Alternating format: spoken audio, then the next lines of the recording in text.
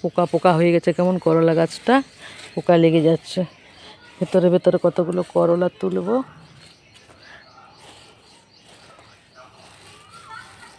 করলা তুলবো, করলার পাতাও তুলবো।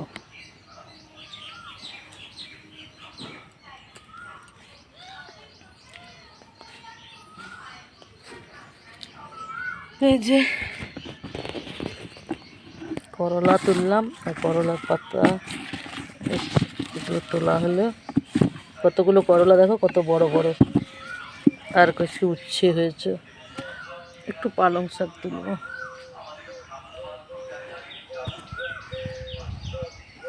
একটু কুমড়া ডগা কাটবো,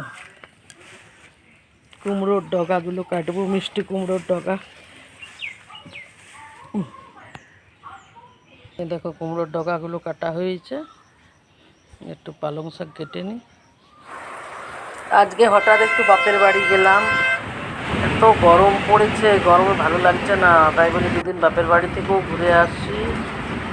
বাপের বাড়ি গেলাম, দেখছো, দেখে মনে হচ্ছে যেন আমি এক্ষুনি মাথায় চান করে আর গেছি। খুব গরম। এখানে হঠাৎ গাড়িটা বন্ধ হয়ে গেল, রেলগেট পড়েছে। তারপর দেখছি ও বাবা, এ তো আমার মামা বাড়ির রাস্তাটা। মামা বাড়ির রাস্তাটা দেখলে একটু মনটা কেমন করে। এই যে দেখছো ভাইপো খেলা করছে, আমাকে রান্না করে খাওয়াচ্ছে। একটু কি রান্না করছো রুবুসো না? কি রান্না হচ্ছে?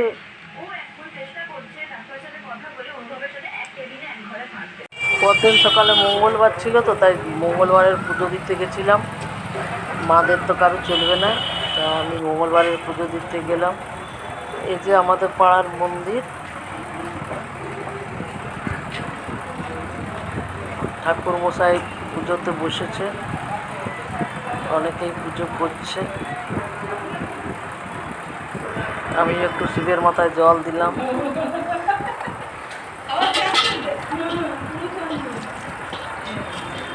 আমার তো সব জায়গাতে একই রকম অভ্যেস, শিবের মাথায় জলটা দিয়ে নিলাম। এবার ঠাকুর মশাই পুজো করছে, পুষ্পাঞ্জলি দেব।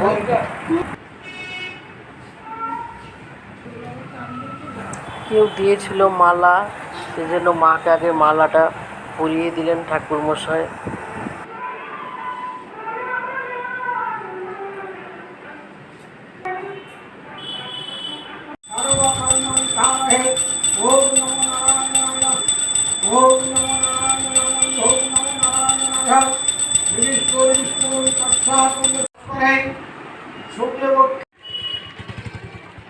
আমাদের বাড়ির রাস্তার দুপাশে সবজি বসে, তাই তাল শাঁস ওখানে বসেছে, তাল শাঁস কেটে বিক্রি করছে। আর একটা জন ভেন্ডিওয়ালা আমাকে বললো নাও, নিয়ে নাও, ভেন্ডিগুলো কম দামে দিয়ে দেবো, তাই আমি নিয়ে নিলাম। ওরা বলছে আমরা ডেলি তুলি। তারপর প্রসাদ তোসাদ খেয়ে আর ভাইপোর সঙ্গে খেলা হচ্ছে। ভাইপো খেলা করছে, ব্রিজ ব্রিজ খেলছে দরজার খিলগুলো নিয়ে।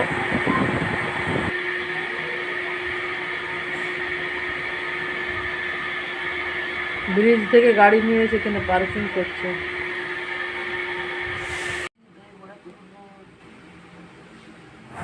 বিকেলে মা বললো একটু দই বড়া বানাতে, তার জন্য আমি এবারে ডালটা বেটে নিচ্ছি। বিড়ি কলাইয়ের ডাল আর তার সঙ্গে একটু মুগ ডাল ভিজিয়েছিলাম, দই বড়া করব। দই বড়া সবাই কি দারুণ করে চেটে পুটে খেলো, আমার করাটাও সার্থক হয়েছে। এই যে একটু আদা কুড়িয়ে দিয়ে তারপর আমি এটা ফেটিয়ে নিচ্ছে। এবার বড়াগুলো ভেজে নেব।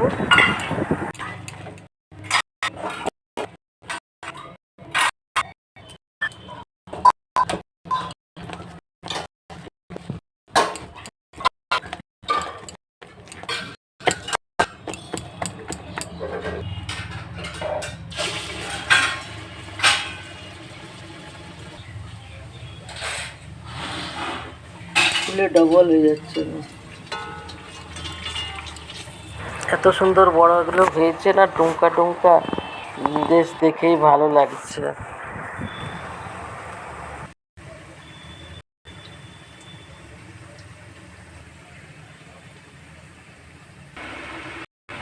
এই গরমে তখন তো রান্না করার সময়তে তো কথা বলে বলে অত করিনি, পরে ভয়েস দিচ্ছি, কুলারের আওয়াজটা আসছে, একটু মানিয়ে নেবেন। এই যে দই বড়া সাজিয়ে দিয়েছি সুন্দর করে সবাইকে। দই, গুঁড়ো মশলা, ভাজা গুঁড়ো মশলা, লঙ্কার গুঁড়ো, সেও ভাজা ঘরে ছিল না, ঝুরি ভাজা আবার বোনকে বললাম, ও নিয়ে এলো। বোন খাচ্ছে, বোনের ছেলে, ওর বর, কি দারুণ করে সবাই খেলো, খুব আনন্দে তৃপ্তি করে, গরমে বেশ ভালো লাগলো। এদিকে দেখো ভাইপো লেখাপড়া করছে, ওটা ঘরময় এবিসিডি লিখেছে, ওর সঙ্গেই সময় কাটছে। খেলনার দেখো অবস্থা, গোটা ঘরে শুধু তুমি খেলনা দেখতে পাবে, যেদিকে তাকাবে শুধু খেলনা, দিকে তাক ভর্তি, এদিকে চেয়ারগুলো জুড়ে জুড়ে খেলনা পড়ে রেখেছে। যাই হোক, রাতটা পার হয়ে গেল। আমি সকালবেলায় আবার এই যে টোটো ধরে বাস স্ট্যান্ডে যাচ্ছি। একটা দিন ভালোই কাটলো। এবারে বাসে যাব, এসবিএসটিসি বাসে। সরকার তো বলেছে এসবিএসটিসি বাসে নাকি ফ্রি, কিন্তু এখন তো 1 তারিখ হয়নি, আমি আগেই গেছিলাম, সেটাই দেখাচ্ছি। আমাদের ভাড়া লাগলো, চলে এলাম নিজের ঘর। ওইদিকে বেশ ভালোই কাটিয়েছিলাম, অত গরমও ছিল না, ভালো ঠান্ডা হাওয়াও দিচ্ছিল, ওয়েদারটা ভালোই ছিল। মেয়ে বললো, মা এদিকেও ওয়েদারটা ভালো আছে। যাক, তাই ভালো, দুদিন একটু ওয়েদারটা ভালো থাকলে। নদী ক্রস করছে, এদিকে বোন দিয়েছিল লিচু মেয়ের জন্য, সেই ছোটো মেয়েকে লিচু দিলাম, ও খেতে খুব ভালোবাসে। আর আমি যে চুড়িদারটা পরেছিলাম ওটা আমি এসে জল কাজ করছি, সেটার থেকে কত রং বেরোলো বাবারে, একদম ডিপ রংটা বেরোলো। সেই কাস্টমাররা যদি এটা নিত তাইলে তো আমাকে কত কথা শোনাতে, বলতো রং উঠে গেছে সব, পয়সা দেবো না, নানান কথা। যাই হোক, এসে দেখি মেয়ে এত আম কেটে খেতে বসেছে, আম খাচ্ছে। আমগুলো সব পেকে গেছে, অনেকের গাছেই আম পেকেছে, আবার অনেকের গাছে আবার পাকেও নি, দেরি করে পাকে। আমাদের তো প্রায় সব আম পেকে গেল। এদিকে মেয়ে চাউমিন বানিয়েছিল, সেই চাউমিন খাওয়া হলো জলখাবারে। আর আমি তো এসে নিয়ে তাড়াতাড়ি করে নিয়ে ঘরটর মুছে টুছে স্নান সেরে নিলাম। আর লাউ পাতাগুলো তুলে নিয়ে এসেছিলাম, সেগুলো ভাবলাম আজকে একটু রান্না করব। কটা লাউ পাতা তুলেছিলাম, ওগুলোকে কেটে ধুয়ে পরিষ্কার করে নিয়েছি। এবার লাউ পাতাটা আমি সেদ্ধ হতে দিয়ে দিলাম।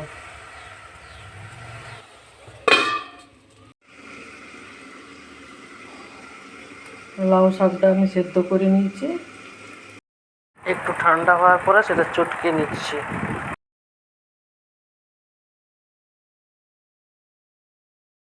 এই লাউ পাতাটা আমি আর কাটবো না, হাতে করে বেশ করে চটকে নিচ্ছি।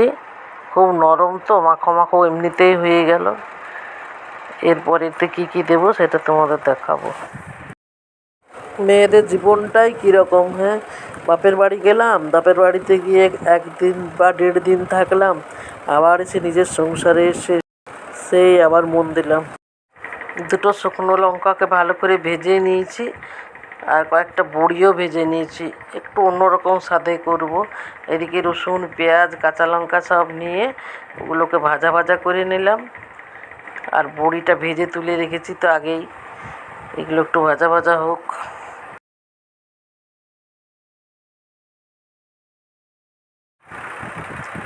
রসুন, পেঁয়াজ, কাঁচা লঙ্কা সব ভাজা ভাজা হওয়ার পরে আমি ওই চটকে রাখা শাকটা দিয়ে দিলাম, দিয়ে এটা বেশ ভালো করে নেড়ে চেড়ে মিশিয়ে নিচ্ছি। এটা বাটলে হয়তো আরও একটু টেস্ট হবে, কিন্তু আমি আর বাটিনি। এবার আমি ওই বড়ি আর লঙ্কাগুলো উপর থেকে দিয়ে দিচ্ছি। এটাও খুব ভালোই লেগেছিলো খেতে, এইভাবেও বানিয়ে খেতে পারেন। বাটার সময় হয়তো যদি না থাকে কারো, শাকটা তো খুব নরম, একটু নরম নরমই রাখতে হবে, বেশি শুকনো করে ফেলবেন না যেন। ভাত দিয়ে এই শাক ভাজা খেতে বেশ ভালোই লাগছিল।